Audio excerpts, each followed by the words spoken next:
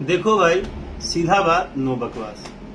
हमने एक रील बनाया, आई नहीं गाना आया है, पवन भैया ने गाया है स्त्री 2 में। उस गाने के रील बनाने के बाद बहुत सारे कमेंट्स ऐसे आए जो मुझे लगा कि इस बात को क्लियर कर देना चाहिए।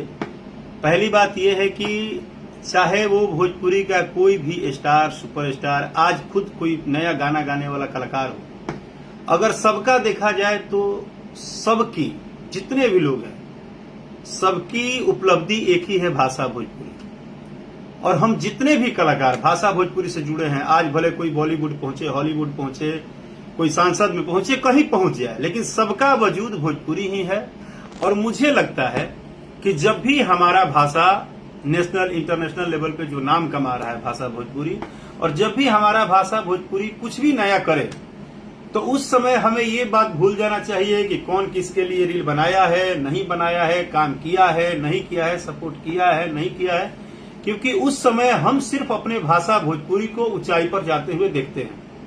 अगर आज पवन भैया कहीं भी सर्च हो रहे हैं, तो पवन भैया की सर्चिंग यही होगी कि पहले पवन भैया भोजपुरी के सुपरस्टार गायक, फिर उन्होंने स्त्री 2 में गाना गाया है। तो ये हम सबके लिए गर्व की बात है, आपके लिए भी गर्व की बात है। और इससे पहले भी मनोज भैया ने गाया है।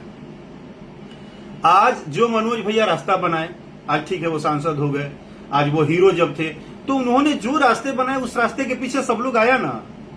दिनेश जी आए, पवन जी आए, खेसारी जी आए, और भी हम जितने कलाकार भाई है सब लोग हैं।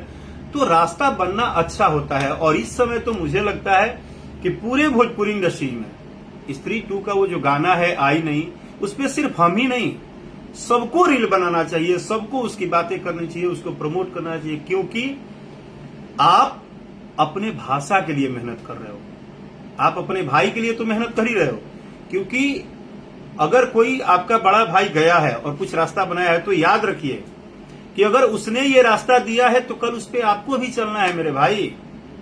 वो चाहे कोई भी हो, चलना सबको है। सब इंतजार कीजिए। हाँ, थोड़ा एक लक फैक्टर होता है, कोई जल्दी कहीं जाता है, कोई थोड़ा देर जाता है, लेकिन साहस रखिए, अपना काम निरंतर करिए, अच्छा करिए। और जब भी भाषा भोजपुरी के प्रति कोई भी अच्छा करेगा, आज पवन भैया गाना आया, कल किसी का भी गाना आएगा, खेसारी जी का आएगा, या कोई भी जितने भी भाई हैं, बहुत सारे कलाकार भाई हैं, किसी का भी आएगा, कल हमें ही चांस मिल गया, किसी को भी मिल गया, तो आप ये मत भूलिए कि आपको हर जगह एक दूसरे के लिए खड़ा होना चाहिए।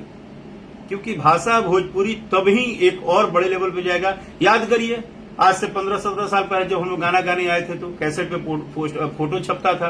कौन जानता था कि वीडियो बनने लगेगा, कौन जानता था कि ये भोजपुरी आज इंटरनेशनल लेवल पे सुना जाएगा।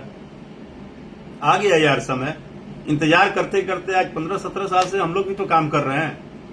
आज भले वो खैर बात अलग है कि हमारे पता नहीं कुछ भाई लोग जो भी न्यूज वगैरह बनाते हैं, वो लोग बोलते हैं कि ये कौन है, वो कौन है, ये कब गाना गाने लगे। अब उनको क्या बताओगे आप। लेकिन ठीक है, सभी भाई हैं, सबको अपना रोजी रोटी के लिए यार, हर कोई 2 पैसा कमाने के लिए दिन रात ये एक ऑप्शन आया है कि भाई बंद कमरे में तो बोलना है, करना क्या है, कोई रोड पे आके थोड़े बोलनी है। तो काम कुछ भी करिए, काम खराब नहीं होता है। अगर जितने भी यूट्यूब पे हमारे भाई काम कर रहे हैं, वो अपना काम कर रहे हैं, हम गाना गा रहे हैं, हम अपना काम कर रहे हैं। आप बताइए, कोई भी जितने भी यूट्यूबर भाई हमारे न्यूज बनाते हैं, भोजपुरी भाषा पे इतना बड़ा बड़ा गंदा उल्टा सीधा जो भी बोलते हैं, क्या वो आप सुने हैं कभी कोई गाना बनाते हैं? किसी गाना पे 5 लाख 10 लाख रुपए लगा के बनाएंगे? वो काम कंपनी ही करेगा, सिंगर ही करेगा। दोस्तों, जैसा कि आप सबने देखा कि किस तरह राकेश मिश्रा लाइव आकर और सारे यूट्यूबरों को बता रहे हैं कि आप किसी भी गलत थंबनेल का उपयोग न करें और गलत वीडियो न बनाएं और अफवाह मत फैलाएं। और राकेश मिश्रा बहुत ही अच्छे तरह से सारे यूट्यूबरों को समझा रहे हैं। तो चलिए दोस्तों, इस वीडियो पर आप सबका क्या राय है, अपना राय कमेंट बॉक्स में जरूर बताइएगा। मिलते हैं नेक्स्ट वीडियो में, तब तक के लिए जय हिंद, जय भोजपुरी।